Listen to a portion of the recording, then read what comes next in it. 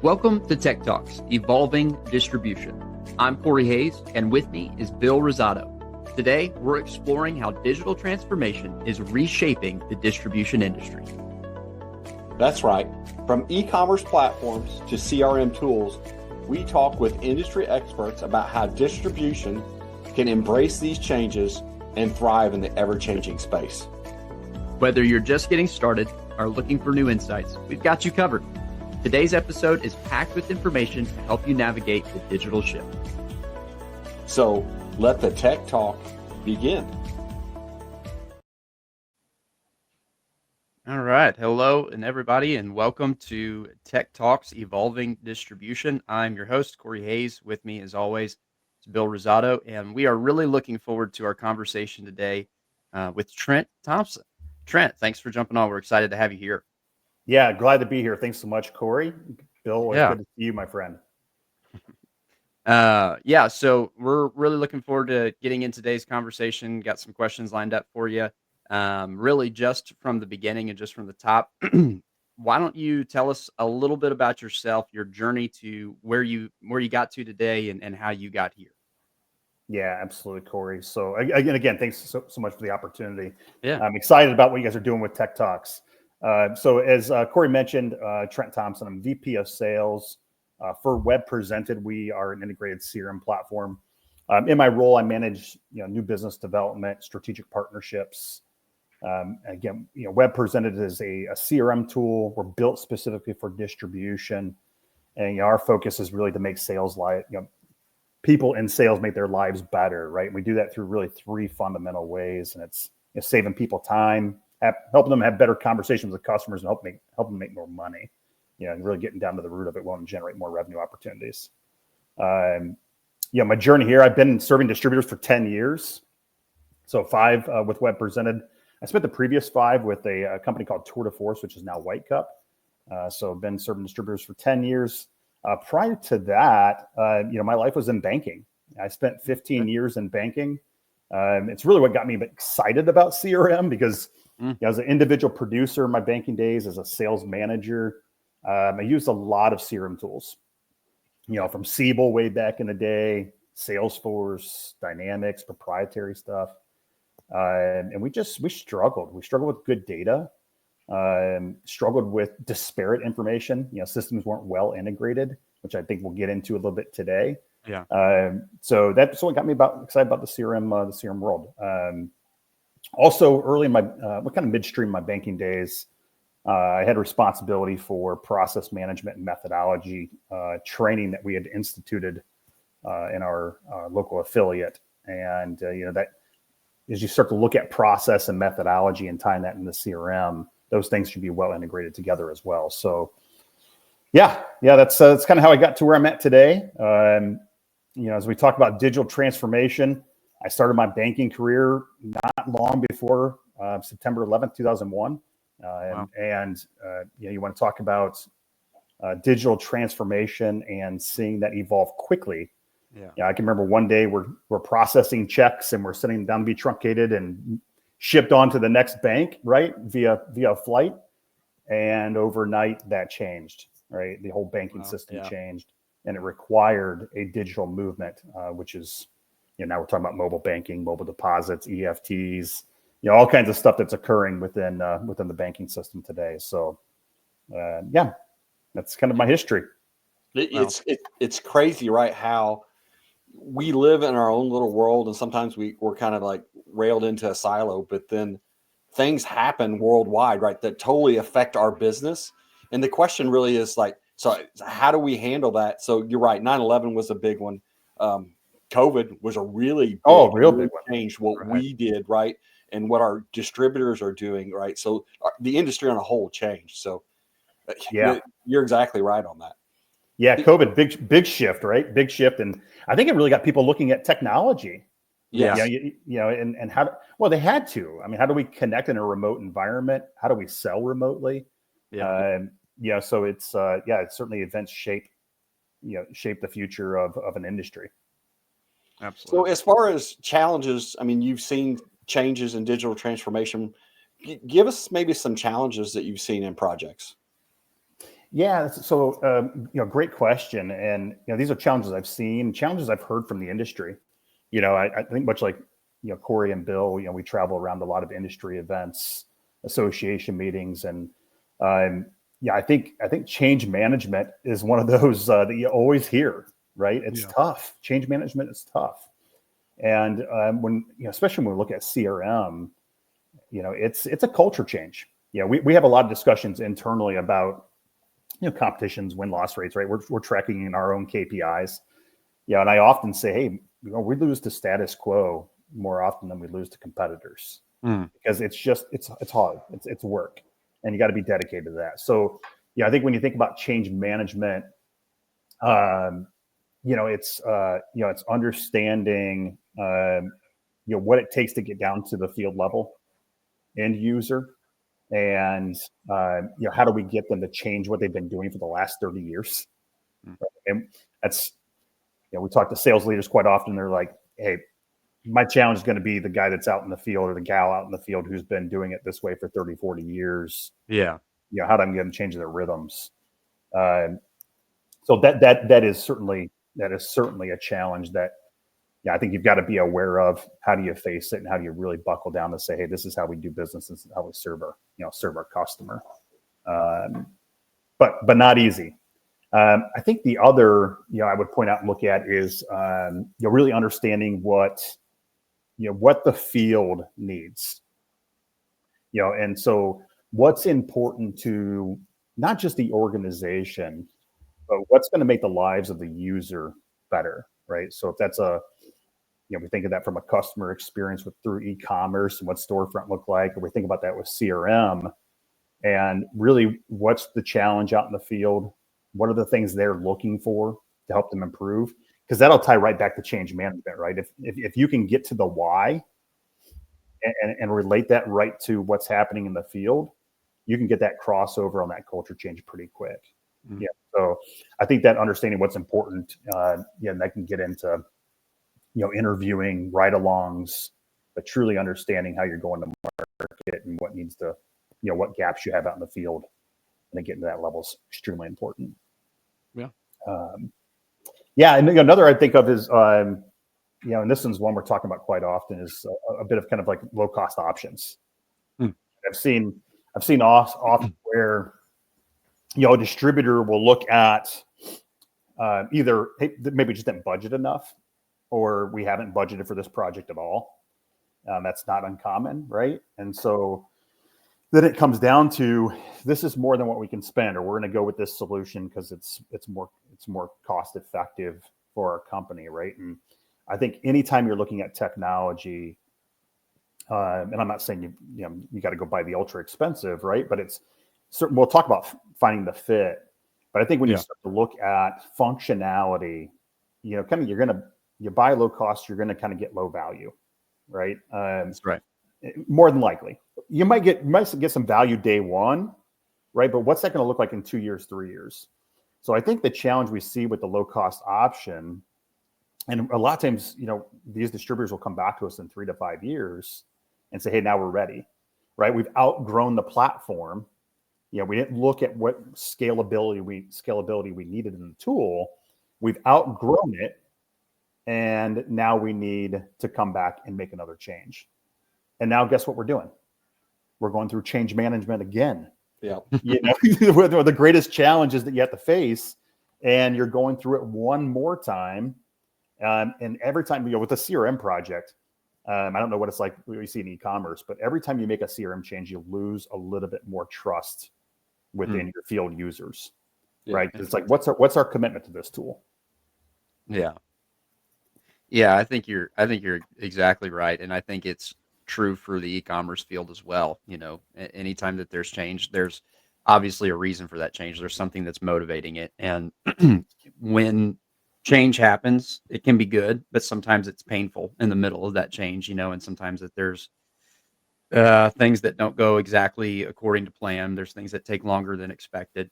And obviously somebody that has been in it for 10 years like yourself, you probably have more than one story of what a successful change has looked like, and what successful transformation into a digital project looks like. And you probably have seen failures. You probably have stories on both sides, of the account. So I think maybe at a high level, and if you want to give examples, you can get as specific as you want, but really just as a high level question to you, and in your words, what makes a successful digital transformation project? Yeah, so I think at first you've got to take an honest look in the mirror, right? And understand where you're at today, right? You really kind of you got to paint that picture for, or not paint, you got to paint the picture for desired state, but you really need to take a look at the mirror and be honest at where you stand today. So what's the current state and how far are we from desired state, right? I think is what's extremely important when you look at success, right? I think distributors who do that very well and understand the challenges, the gaps, right? Gaps in technology, in integrations, right? What's not connected today that needs to be connected. Your gaps in customer experience. Where do we let our customers down? Where can we improve? What are the inefficiencies we have going in the field? Where are we losing revenue opportunities? I think those are all the things that you need to look at and understanding to build the current state, so that then, where we've seen success is folks who do that well, and they say, okay, this is what desired state looks like, right? And then you can start to really weave the product in. I mean, it's kind of sales 101, right? But you can start to weave the product in on what are we doing and what do we need to do to close that gap between point A and point B. So that in seeing companies who have done that well, certainly see them be more successful in the right selection, and then getting through and really pushing that out post go live. Right, post go live to adoption, because they have a target, they have an idea of where they're going. I would also tie it back into where I've seen success is when the initiatives tie back to strategic goals. Right, so I think aligning and understanding, hey, when we got distributors who have whether they're pillars, their strategic plans, when they align the tools, the technology stack with that, I think you see a lot of magic. We've seen success there. So I think with let's go back to customer experience, right? Yeah. So customer experience, that's a pillar, right, of exceeding customer expectations. Then I want to find a CRM tool that is going to help me achieve that, right? Better with contact management, understanding, build to, ship to relationships up and down the supply chain with supplier management, but aligning to whatever that customer experience is. On the e-com side, maybe it's more of that virtual selling experience, right? How do we improve the selling experience for our buyer? Maybe in the warehouse management tools, how do we pick more efficiently? How do we carry the right inventory? How do we get it out faster? It's all back to the customer experience. So I think when you see people in companies, I know I've talked to many distributors who say, hey, we've got this strategic plan. Often it's tied to revenue, right? We're 50 million today, and our 3-year plan is 100 million. And we're going to do that through organic, and we're going to go out, we're going to make some acquisitions. But we see CRM fitting in this space to help us drive organic growth, right? And so that's where I think we find really good partners when they do that. Right. The last one, and this is I probably talk about this a few times a week, is sales-led CRM initiatives, right? So CRM very specifically, where we see challenges is when it becomes an IT project, right? Yeah, I'm all for IT being part of the process. So anybody who's sitting in the technology space of the distributorship, I'm not saying you're not important, because you are, right? Not only sourcing, quite often we're working with, directors of IT, CIO who are outsourcing product and vetting product, right? And they should. It's got to be an important fit into the technology stack. If I need WP CRM to integrate to Aldridge and integrate to Profit 21 or Infor or whatever it might be, I need to know that can happen, and technology needs to know that happen. But when it comes to deploying, and for CRM, you got to get end user buy-in, right? It's understanding the end user challenges in the field. If IT saying, hey, here's your challenges and here's what we need you to do, that's just, I haven't seen that be successful. It's successful when you've got sales leadership who says, this is the way we're going to market. right? This is the value to you. This is the why. This is where we're going to help you save time, better work-life balance, make more money, right? And then sales leadership is driving that down and pushing that forward. That's success, right? That's where we see. I've seen too many failures where it's IT-led projects. So those would be the things I would certainly lean on. I do have a customer story, and I would leave the distributor a bit anonymous here. Sure. But large, multi-$100 million distributor, and they really, they took a step back, before we engaged them, and they took a look at, what's our process, what's our sales methodology, what's our go-to-market strategy, and we're really doing a reset, right? And so when they started to do that reset, they had a lot of documentation in place on where they wanted to go. So, right, going back to where we at today and what's desired state. Mm-hmm. They then, they aligned process, sales methodology, understood, definitions of what an opportunity is, what are the key activities we do to drive customer experience, what's a sales cycle look like. So all that definition. So when it came into looking at CRM partners, we had this map of where they were heading, right? And then for them, it was really, how do I find the right CRM partner that I can take that tool and make it my own? And that's one of the things we do really well, right? It's a little bit different than some other CRM platforms, especially your horizontal tools, the big players who aren't focused on distribution. Right. Is you've kind of got to make your process fit into their tool, or you've got to do a lot of customization work. They were looking for tools where, hey, I can lower my customization requirements, and I've got a tool that fits my industry, but I've also got a tool where I can embed my process and my methodology into it with low effort, right? And so they did that. They go through, so that's part of the process vetting. They select us, right? We're fortunate enough to call them our customer, which is great news. It's the post go live that I get really excited about, right? Because we all have KPIs, distributors have KPIs. They had KPIs on adoption, right? So they've got their normal business KPIs, but they were measuring CRM usage and adoption. And what are the targets?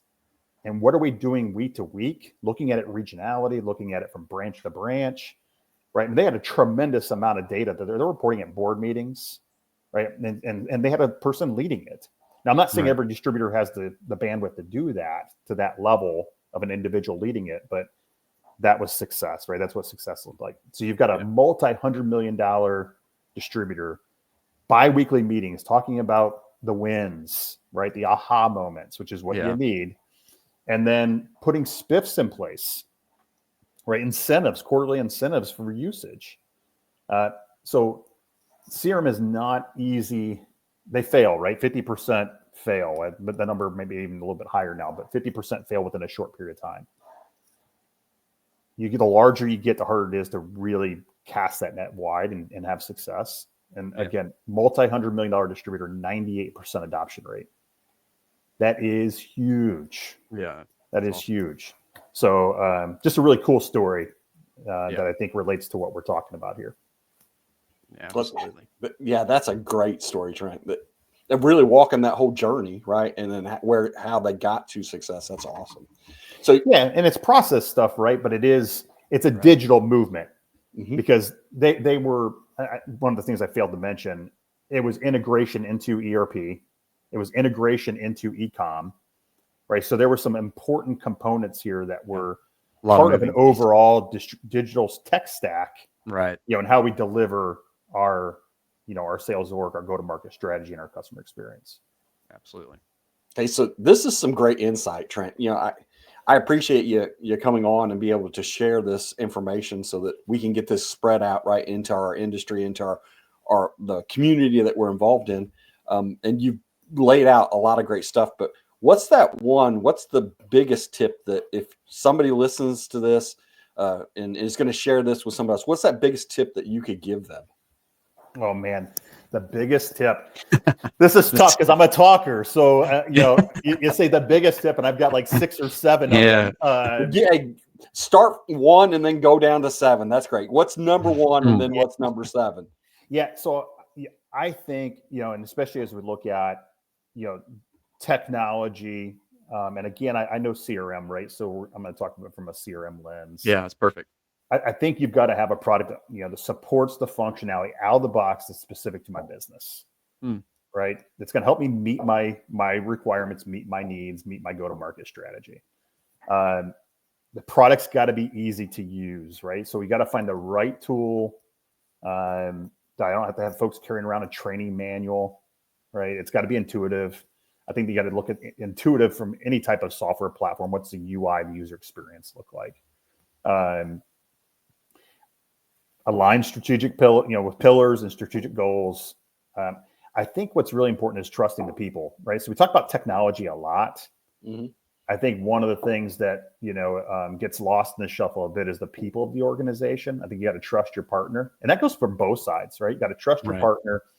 I mean, we should be looking at. I mentioned the change management when you do the low cost option, and you're going through it twice, right? And we look at CRM and technology in general. Technology, kind of outside of ERP, you tend to look at turning over every 5 to 7 years. And I think you need to look at technology as a very long-term relationship. So that scalable component of finding a partner who fits today, but also fits where I'm going to be in 7 to 10 years. Yeah. Maybe if I could go back, I'd make that number one. Maybe that's my number one build. Now you've changed it already. Yeah. And my last one, maybe leave with a little bit of a bang. I think you've got to look at what's going to give me a competitive advantage. Yeah. It's a highly competitive environment in the distribution space. Margins are not tremendous, right? So, you're fighting on margin, you're fighting on wallet share, you're fighting to get more market share. And the other thing today is you're fighting for talent, right? So, there's not an association event I haven't been to in the last 2 years in distribution where we're not talking about talent and how do I attract and how do I retain. And I don't think there's any better way today in this next wave of sellers than through technology. Yeah. Right. And so you got to have technology that's going to give you a competitive advantage as it pertains to market and people. Yeah.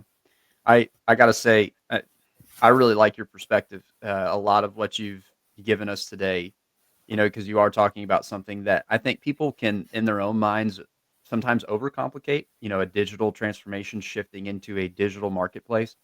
And I think you bring a great perspective of just drawing out the fact that it's as practical and it's as logistical, as it is technological, finding what works, what can we do to improve what works, what are we doing really well right now, and how can we expand on that? And you don't have to reinvent the wheel, to use an old term. Just finding what we do well and how can we hone in on that. And I think you bring a really good perspective to that. So thank you so much for jumping into the conversation. Thank you for being a part of this ongoing conversation that we're going to be having. I think your perspective has been great. No, I greatly appreciate it. Look forward to it. I hope to spend some time with you and Billy again here soon. Yeah. We got some stuff coming up. I think we'll see you at Tug and things like that. So we're excited. So. Yeah. Yes. All right. Bill, you have anything that you on the way out here? No, I just want to appreciate you taking the time, Trent, to spend. I know you're a busy guy, but to be able to glean this information, be able to share it with our community, we really appreciate your support. You got it, Bill. Absolutely. And thank you to the listener for jumping in. Listen, this has been Trent Thompson from WebPresented. Feel free to go check them out. They've been great. Thank you so much for tuning in, and we will see you next time at Tech Talks.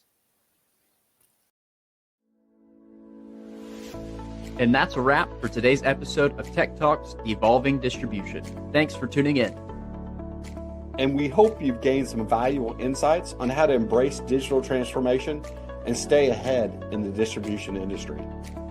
A special thanks to our sponsor, Aldrich Web Solutions, for supporting this podcast. With over 20 years of experience, they've been helping distributors win online and maximize their digital presence. Be sure to check them out if you're ready to take your business to the next level. And if you enjoyed the episode, don't forget to subscribe, rate, and leave us a review. And of course, share this with anyone who could benefit from this conversation. We'll be back next time with more expert insights. And until then, keep evolving and embracing change.